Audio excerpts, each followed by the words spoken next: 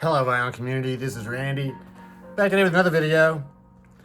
Today is going to be an unboxing video. Yeah, I received this I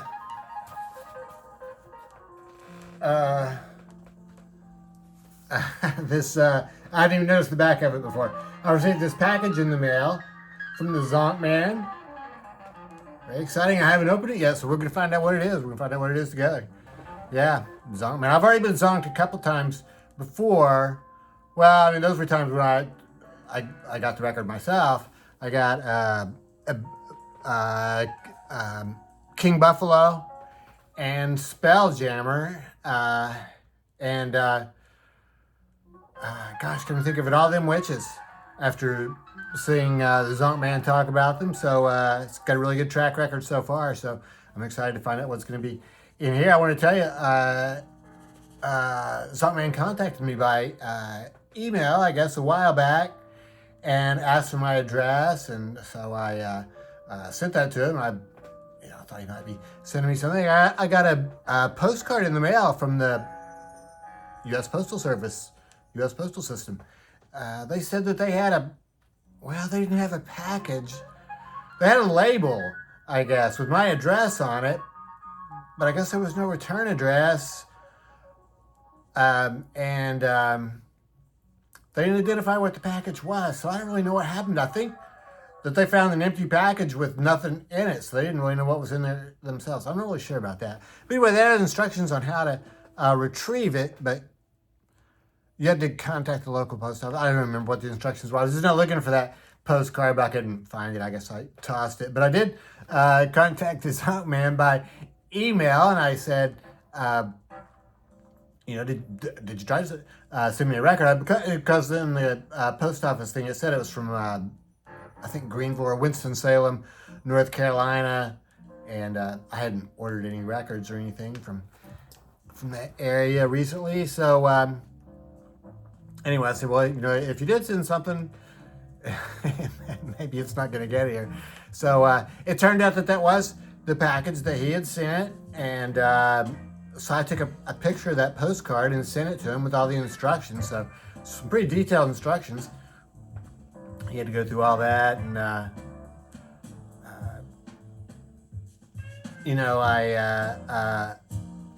told him, if the record doesn't show up, don't worry about replacing or anything like that, But anyway, I said, maybe we'll be amazed and they'll really find the record. So anyway, I don't know, a week or 2 weeks later, they found it. They found the record, or they returned it to the Zonkman or something. He got the original record back, and so he has sent it to me now. So we're gonna find out what's in here. So to make a short story long, there's the records on the back. This is another King Buffalo record. Fantastic. That's cool. I love the first one that I got, which I can't think of what the name of that album is right now. But this one should be, I'm sure, just as good. King Buffalo is like I think sort of a hard and heavy, sort of an old school hard and heavy rock band, current rock band. Longing to the Mountain is the name of this record, and I think that they self-publish, basically. I think these are their own. There's the track listing, really cool artwork on that. Let's see, delicious. Full mint, it's not delicious black vinyl. It's some sort of interesting looking sort of green and black swirl. Awesome, with the blue and black label on that side. So cool. Awesome. Zonkman, thanks so much. I'm really, looking forward to hearing this. I will report back on it later. I think it looks like there's a pretty detailed note here too, which I'm going to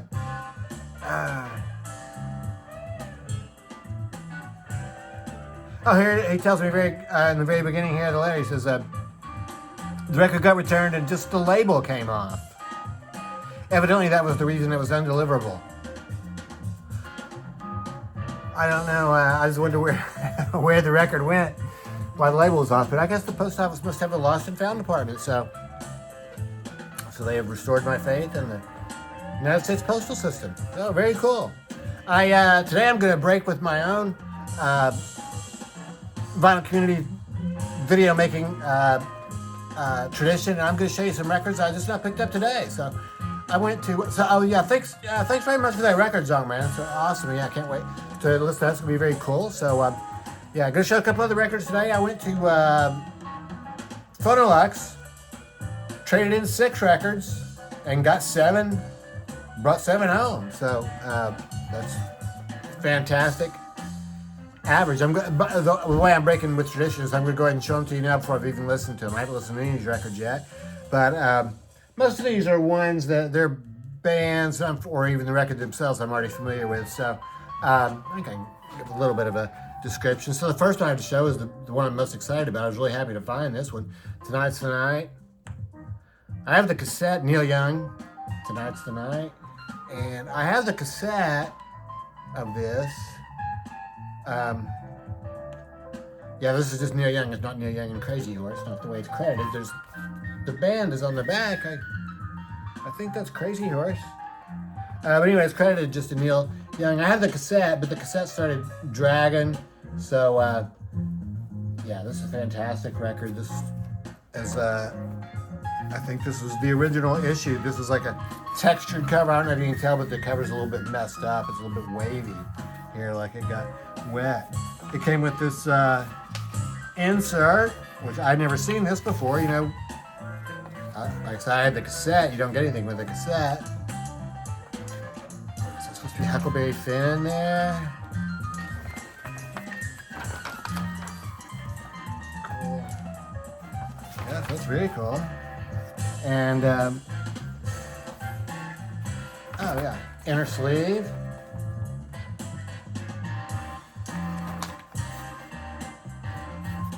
Awesome. Yeah, the cassette, you don't get any of this stuff. Cassette's kind of like a CD. CDs, I guess, a lot of times had better inside. Cassettes, usually just had nothing. It seems like inner gatefold on that one, and this one comes on this black Reprise label. I've never seen just a black one before. I think it seems like I'm more used to seeing tan or tricolored labels from Reprise. So, very cool. Tonight's the Night. Should be awesome. I got this Fuzz record. These are all used records. None of these were new when I got them. They were all open already. So, Fuzz. This band I don't know too much about. Ty Siegel plays drums. And then there's 2 other people. I have another one of their records, but I can't think of the guitar player's name. Wait. Cool looking. The back cover is totally blank. And this is a 2-record set in the Red Records. So it really is delicious black vinyl. Cool, and it looks like, I'm just not taking this out for the first time, it looks like whoever had this record before me took very good care of it.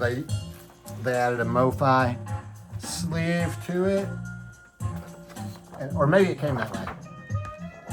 Here's this insert with the lyrics, it looks like. I don't see any credits that tells me the names of the players in the band. Fuzz. I think this is a 2015 record. Okay. Yeah, maybe they did come with these MoFi sleeves. So the other record, there's no other insert in there. So, yeah, Fuzz. I think, did I see that was 2015? Yeah, 2015 in the Red Records. Oh, yeah, here's why I was... I knew there was some reason I was thinking about those MoFi sleeves. These, I guess these are the inner sleeves that came with it, and whoever got the record originally replaced these inner sleeves with the MoFi sleeves. Chad Ubovich, bass, synthesizer, and vocals. Charles Muthart, guitar, synthesizer, and vocals. And Ty Siegel, drums, percussion, synthesizer, and vocals. So all three of them sing. Here's the track listing. That should be awesome. Got this cool copy of Sly and the Family Stone, greatest hits.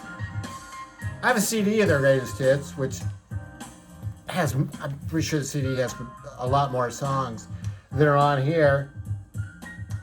But this condenses it down to the songs that really are the greatest hits, the ones that I really have heard before and really am familiar with. And I just don't play CDs all that often. I just don't browse them. I don't look at them. Look how cool this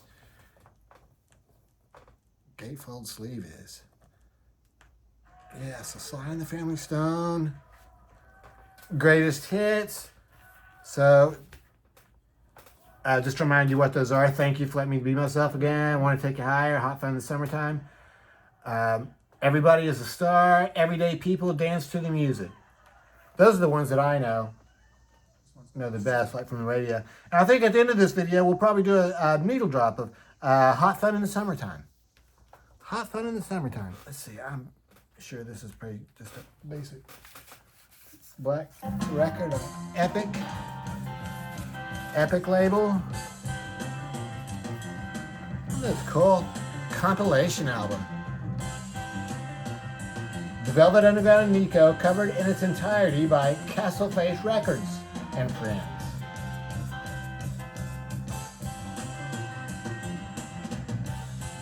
So the entire album covered by Castleface Records and Friends. I am not familiar with most of these, except that Ty Siegel sings Femme Fatale on here. And White Fence does Run, Run, Run. Other than that, I don't know these artists. Track listing. So yeah, this should be very cool. There's no insert or anything. All it is just a inner sleeve and it's very tight. Very basic looking label.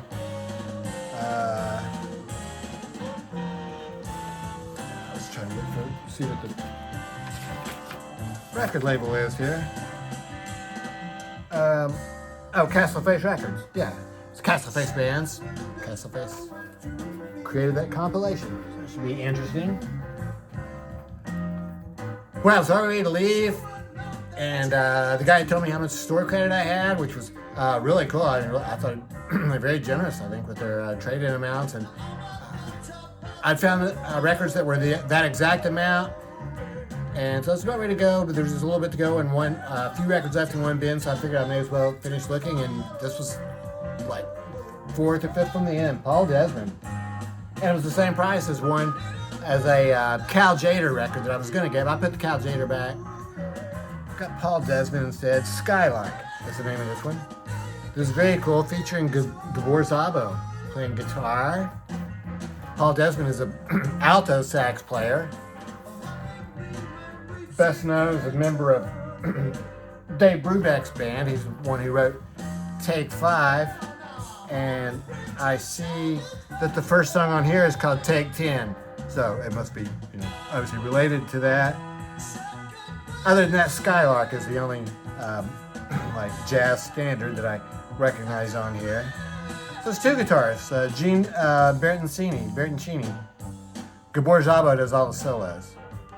Bob James on electric piano. Jack DeJohnette on drums. Ron Carter on bass. Cool. Paul Desmond. Yeah, very glad. That's on CTI Records. Awesome. The record that we've been hearing, Brian Auger's Oblivion Express. Live Oblivion Volume 2. I already had Volume 1, so I was glad to get this one.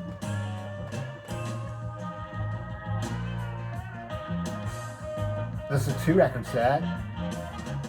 And I think, unless that record is mislabeled, this is a, this is a side A, side D record. So this is one of those that's made so if you could stack your records on your turntable, you could play, stack them on there, play side A and B, and then pick them up, turn them over, and play side C and D. But I don't think anybody has those kind of record players anymore. But I guess that tells me it's authentically old. There's Brian. Brian Auger is a keyboardist, and has his whole band there. And they're sort of like an early jam band, jazz influence. Early type jazz band, I think is what I would call them. So, they're a fantastic band. And the last record I got is Eddie Lockjaw Davis, The Cookbook. It was very cool because just recently one of the jazz reissue labels has issued a box of 4 records of Eddie Davis with Shirley Scott playing organ. I guess they made 4 albums together back in the 50s on Prestige. But I thought that sounded pretty good, but I didn't know if I really wanted 4 of them, so it was very cool. Just one of them. Yeah. Fold sleeve there. Whole lot of reading inside there. Yeah, so Eddie Davis and Shirley Scott. Oh wow. Oh, this is a promotional copy. The Cookbook, I guess is. Yeah, I guess that's the actual name of the album. It's The Cookbook. Awesome. This should be really good. It looks like The Beautiful, Stardust are probably the 2 jazz standard type songs I know best of all. So that's it. Those are the records I picked up today. I haven't listened to them yet, but I think I've a pretty good idea what most of those are going to sound like. So, yeah, very exciting. Can't wait to listen. And, yeah, King Buffalo, that should be awesome. So, yeah, thanks very much, Zonkman. And, yeah, I hope everybody's doing well. Thanks for watching.